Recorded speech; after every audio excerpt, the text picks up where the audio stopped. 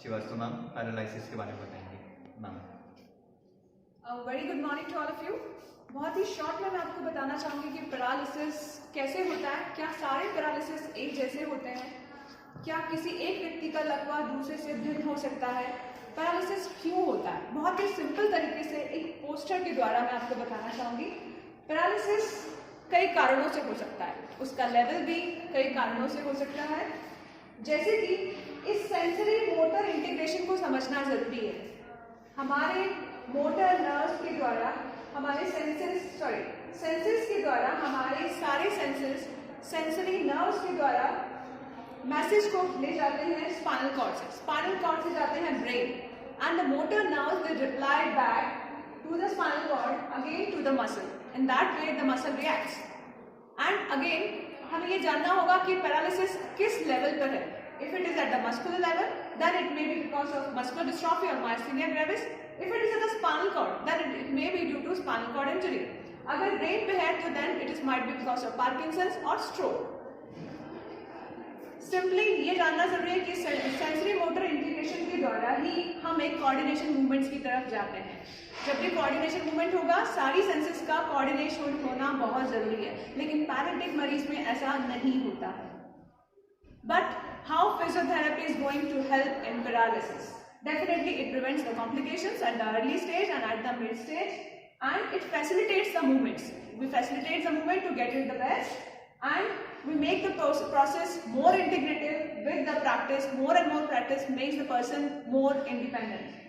Now coming to our next part, stroke. A stroke, how it happens? You might have seen the blood is flowing very nicely in the circle of Willis. You can see that. Again, the two major reasons that can be blockage or a hemorrhage. If there is any blockage, then chances of stroke is there. If there is a hemorrhage, again the paralysis can happen.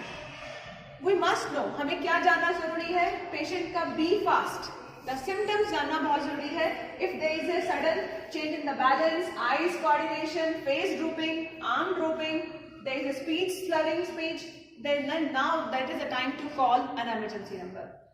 Problems क्या क्या हो सकती हैं? It may be damage to the brain cells. सबसे पहले हमारी neurons बहुत ही speed तरीके से बहुत ही highly within a seconds neurons damage होते हैं. It results in the motor functioning of the brain. Motor functioning जैसे ही ब्रेक होती है, again it results in paralysis. Now, golden hours. लकवा होने के बाद हमें ये जानना जरूरी है कि 4 से 6 घंटे जो कि हमारे गोल्डन आवर्स में you must rush to the hospital and consult a neurophysician. I'm explaining in a very short manner, and for detailed version you can see our YouTube channel. लकवा होने के कई कारण हो सकते हैं. All these are the risk factors: obesity, lack of physical activity, heart diseases, cigarette smoking, and lack of medications and all that. Now moving to the next. Stroke को हमने 3 पार्ट में 3 स्टेजेस में डिवाइड किया है. Stroke recovery stage 1, when the patient is at in the hospital. At this time हमारा क्या काम है? इस this time the medical emergency should be given by the neurophysicians and the neurosurgeon. And you must know that all cases are different. सारे paralytic cases एक दूसरे से different है. अगर हमें कंपैरिजन करना है तो सिर्फ हमें ये देखना है कि हमने उसमें कितना आउटपुट दिया है, ना कि ये कंपैरिजन करना है कि मरीज वो ठीक हो चुका है, मैं क्यों नहीं हुआ हूँ. कॉमन प्रॉब्लम जो मरीज हमेशा फेस करता है, that is loss of muscle power. Speech में भी affected if it is a dominant side is affected. Other higher functions like related to the memory and all that can also be affected. अब हमने इसे 3 part में divide किया. First the transit ischemic attack जो कि 24 से 72 घंटे के अंदर ठीक हो जाता है, व्यक्ति का लॉस किया हुआ हिस्सा वापस आ जाता है. And mild when there is a mild brain tissue damage, and moderate and severe. It depends upon the brain tissue damage. अब फिजियोथेरेपी इसमें क्या रोल अपनाती है ये जानना है हमें. सबसे पहला इंपॉर्टेंट थिंग, हम चाहेंगे कि when patient is in the hospital stage, मरीज अपने बेस्ट पोटेंशियल की पोजीशन में, यानी कि वो एटलीस्ट सिटिंग पोजीशन तक आ जाए. अगर मरीज सिटिंग पोजीशन तक अचीव हो जाता है in the hospital, it means physiotherapy has played a tremendous role in stage 1. and we have to take care of the complications. We have to go for the positioning, we have to go for the stimulus to initiate the spasticity, because इस time tone कम होती है, tone को increase करना, that should be our part. Now moving to the next, we are going for the stage stroke recovery stage 2. when जब मरीज अब बैठने लग गया है, अब वो घर आ चुका है, when he is on the stage, ये रोड मैप जानना जरूरी है. मरीज को हमेशा ये बताना है कि आप अभी चलना चाहते हैं लेकिन आप अभी बैठ ही पा रहे हैं, तो कैसे हम उसे चलने पर ला सकते हैं, ये मरीज को बताना जरूरी होता है. इस रोड मैप के द्वारा हम उसे उसका रिकवरी का मैप दिखा सकते हैं कि आपको इस स्टेज से इस स्टेज तक आने में फिजियोथेरेपी हेल्प करेगी. फॉर एग्जाम्पल, आप बेड पे थे, बेड से आपने इंडिपेंडेंस बैठना सीखा, उसके बाद आपने खड़े होना सीखा, फिर चलना सीखेंगे. साथ ही साथ साइकोलॉजिकल बूस्टअप आपको समय समय पर मिलता रहेगा. These are very common exercise, शायद हर फिजियोथेरेपिस्ट इसको जानता होगा. Independent sitting, triple extension, that's very important. March pass, assisted range of motion exercise, shoulder exercises, elbow, balance board, modified plantigrade, mild squats, and modified, and these are the rehab process exercises. Now, as these posters are for the general public as well, there are lots of myths about paralysis. Like, हमेशा हम comparison करते हैं अपने case को दूसरे case से कि वो मरीज उस डॉक्टर से इलाज लेने से ठीक हो गया, but it is not like that. It is depends upon the level of the impact, it depends upon your brain damage and how much it recovers and how much immediate treatment you have taken. If recovery is slow, इसका मतलब ये नहीं है कि हमें इसे stop करना, we move out and we have to go for the another option. And always avoid unqualified sedation. अक्सर मरीज दूसरों के कहने पे आकर कभी मसाज की तरफ जा सकता है, कभी किसी दूसरे जगहों पर जा सकता है. उस चीज को हमें अनक्वालिफाइड सेडेशन को अवॉइड करना होगा. And full recovery can maybe happen if we start from the day one and if the brain damage is very mild. Now moving to the next stage, number 3. In this stage, now the patient is in recovery stage 3. अब patient वापस back to work होने की position में आ चुका है. Now he is trying to achieve the word, he is going to touch this word. You can see जो paralysis से पहले था उस स्टेज में आने की कोशिश कर रहा है. तो अब हम किस स्टेज में आ सकते हैं ये उसको बताना होगा. Either he can back to work, वो अपनी नॉर्मल लाइफ जी सकता है. यहाँ हमने एक टैगलाइन यूज करी है, earlier you start better would be. जितना जल्दी स्टार्ट करेंगे डेफिनेटली आप उतना जल्दी उस रिकवरी को पहुंच पाएंगे. Physiotherapy treatment is a part of life, not the whole life. Very important, आपको ये बताना होगा मरीज को कि physiotherapy is a part of life but not the till the whole life. हमें उसे इंडिपेंडेंट बनाना है, डिपेंडेंट नहीं बनाना है. एंड अगेन, बहुत से लोग ये सोचते हैं कि जब मैं पूरी तरीके से ठीक हो जाऊंगा तभी मैं काम पर जाऊंगा. But no, we have to start for the recovery from today. Recovery आने के लिए ही आपको आगे बढ़ना होगा. And definitely we need a team work. And all the occupational therapists, field therapists, and social workers, we need this teamwork. By the help of that, paralysis can be made more functional. And lots of myths are there. If you have any queries, just ask me on 7089-189-189. Now, moving to the next, as we know that कि paralysis हमने देखा कि brain level तक होता है. Brain level से ही नहीं, साथ ही स्पाइनल कॉर्ड इंजरी की वजह से भी हो सकता है. तो यहाँ मैं आपको शॉर्ट में स्पाइनल कॉर्ड इंजरी के बारे में बताना चाहूंगी कि अगेन स्पाइनल कॉर्ड इंजरी के बारे में आपने जरूर जाना होगा कि spinal cord injury can be because of many reasons. Again if it can be traumatic, अगर कोई एक्सीडेंटल है, अगेन पेशेंट गिर जाता है, या फिर बाइक एक्सीडेंट है, कोई रोड ट्रैफिक एक्सीडेंट है, in that case spinal cord injury can happen. Either it can be due to pathology, it can be due to any kind of malfunctioning, it can be due to any tumors or inbuilt tumors that can result in spinal cord injury. Paralysis again partial या quadriplegia होगा. ये depend करता है, जितना high level होगा उतना ज्यादा paralysis होगा, जितना लो लेवल होगा स्पाइनल कॉर्ड पे उतना हमें लो पैरालिसिस होगा. मेजर कॉम्प्लिकेशंस जो होते हैं जो एक स्पाइनल कॉर्ड इंजरी पेशेंट को फेस करने पड़ते हैं वो है ब्लैडर एंड बाउल डिस्फंक्शन. मरीज अक्सर ये कंप्लेन करता है कि वो यूरिन कंट्रोल नहीं कर पाता है, उसको यूरिन का एहसास नहीं होता और वो कई साल यूरिन बैग्स पे ही गुजारता है. And there is a difficulty in during the mobility, चल नहीं पाता है, ADL activity and altered sensation.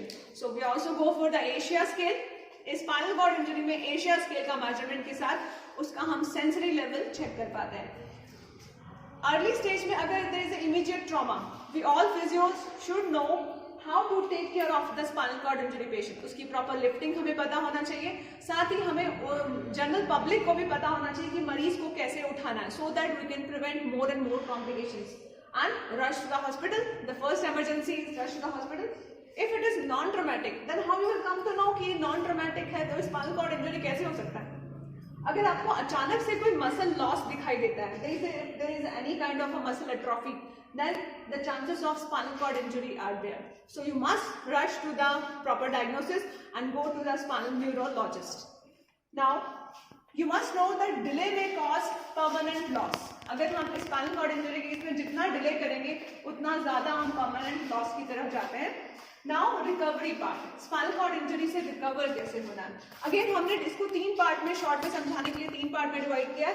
If there is no recovery, if there is a complete cut, then chances of no recovery, then the patient can go for motorized wheelchair training so that he should be independent in his aerial activities. If there is a partial recovery, then he can go to his best maximum potential. If there is a complete recovery, if there is very less injury, then he is back to work. And again, there is a reality and expectation. मरीज का expectation उसकी reality से कहीं ज्यादा हो सकता है। उसे लगता है कि शायद मैं पूरी तरीके से ठीक हो जाऊंगा, तो मरीज को ये बताना, ये स्टेप बताना जरूरी है कि अगर आपकी पार्शियल रिकवरी है तो आप इस पोटेंशियल तक आ सकते हैं। If it is no chances of any much injury, आप फुल रिकवरी हो सकती है। Again guided movements and exercises, physiotherapy plays an important part. You must know that it is a pause in life, not a full stop. जिंदगी को रोकना नहीं है, जिंदगी को आगे बढ़ाते रहना है, चाहे हमें अडेप्टेशंस का सहारा लेना पड़े, चाहे हमें कुछ अडेप्टिव चीजों का सहारा लेना पड़े। And you must adopt with the best potential. हम बार बार बेस्ट पोटेंशियल की बात इसलिए कर रहे हैं क्योंकि मरीज की रियलिटी कुछ और होती है लेकिन उसकी एक्सपेक्टेशन ज्यादा होती है। तो मरीज को ये बताना जरूरी है कि कॉम्प्लिकेशन डेंजरस हो सकते हैं। तो इसीलिए अगर आप अपने बेस्ट पोटेंशियल में, अगर आप बैठकर अपने कंप्यूटर वर्क कर पा रहे हैं, आप अपने बैक टू वर्क हो पा रहे हैं, तो that is your best potential. हमें उस प्लस पॉइंट पे ही आगे बताना होगा। Likewise, so that we have covered the spinal cord injury. Moving to the next, as we know that the paralysis can happen due to many other causes. More of this in older stage we find it out Parkinson's 70s में, आजकल तो 30s में भी हो जाता है, but we must know what are the signs and symptoms. Everybody knows rigidity, freezing episode. सबसे important होता है मरीज का चलते चलते रुक जाना, उसका गिरना, उसका mask like face, fascinating gait, and there is a inability to start any activity.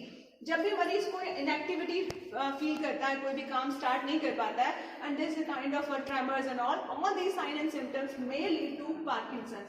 And in that case what we can do, first of all मरीज को ये बताना जरूरी है कि आपको न्यूरोलॉजिस्ट की सहायता से समय समय पर सिंडोपा, कार्बिडोपा, जो भी ड्रग्स हैं उसको समय समय पे लेना अति आवश्यक है। साथ ही फिजियोथेरेपी आपको एक गाइडेड एक्सरसाइज प्लान के द्वारा आपको बैलेंस इंप्रूव करेगी और आपको आने वाले कॉम्प्लिकेशन से बचा सकती है। And always negative impact of inactivity, जब भी आप काम नहीं करेंगे you can get back to the bed. उस बेड रिडन होने से physiotherapy plays a very important role. And functional activities desired goal is must. हम हमेशा बात करते हैं फंक्शनल एक्टिविटी की। अगर मरीज का ये हाथ भी मूव कर पा रहा है तो क्या ये फंक्शनल है, ये इंपॉर्टेंट है फॉर फिजियोथेरेपिस्ट। मूवमेंट तो हर किसी का आ सकता है, लेकिन क्या ये फंक्शनल हुआ, that is the work of a physiotherapist. In coming videos and in coming details we will discuss about the functional activities. Now moving to the next, you might be knowing about multiple sclerosis. Multiple sclerosis, how it happens. Multiple sclerosis आपको छोटे तरीके से समझाना चाहूंगी कि जैसे आपने electricity wires होते हैं, इलेक्ट्रिसिटी वायर्स के ऊपर की अगर हम कवरिंग हटा दें तो हाउ इट हैपेंस, हमारी नर्व्स ओपन अप हो जाती है। The same it happens in multiple sclerosis. In multiple sclerosis it is an auto immune disorder and it is a nerve eater. ये आपके नर्व को ईट कर देता है, जिससे कि हमें पैचेस, इस टाइप के व्हाइट पैचेस आपको नजर आते हैं आइदर इन द ब्रेन और either in the spinal cord. इसकी वजह से मरीज को दोनों से रिलेटेड कंडीशंस हो सकती है, either it can be at the brain level और it can be due to at the spinal cord level. Then there are multiple symptoms of multiple sclerosis, that is the visual, mouth, urinary, digestive, senses and throat. ये हमें जानना है इसमें कि relapses के बारे में। You might have heard about in multiple sclerosis there are lot of relapses. Relapse का मीनिंग है कि पेशेंट कंटिन्यूटी में ठीक हो रहा होता है, लेकिन अचानक से उसको रिलैप्स आता है एक मल्टीपल स्क्लेरोसिस का, जिससे उसके सिम्टम्स बढ़ जाते हैं और पेशेंट फिर से बैक हो जाता है। At that time, the patient consults a physiotherapist. But we must say, you should not start only during the relapse period. Only you should start even before the relapse period. ताकि physiotherapy आपको काफी हद तक आपके functional areas में आपको independent बनाने में आपकी मदद कर पाए। बट आपको अपनी लाइफ को रोकना नहीं है। आप जितना भी बेस्ट पोटेंशियल पे हैं, अपनी लाइफ को जीते रहें, अपनी फैमिली के साथ समय गुजारते रहें। नेक्स्ट, हम पैरालिसिस की बात कर रहे हैं तो हम पेरिफेरल न्यूरोपैथी को नहीं भूल पाएंगे। अचानक से अगर हमारे हाथ का सुन पड़ना या फुट ड्रॉप आना या रिस्ट ड्रॉप आना, either due to it can be sudden trauma और non traumatic. It can be trauma और non traumatic causes. Then again, how you will come to know the problems? There is a complete or partial paralysis. Muscle weakness is there. If there is a no recovery, then it is a complete paralysis. If there is a partial recovery, then the chances of we can achieve the maximum potential. If there is a full recovery, then we can return back to the work. Surgery sometimes needed, and we must consult a neurosurgeon if there is a chances of nerve compression or is kind of a neuroectomesis. Then chances of surgeries are always there. So you must consult a neurosurgeon.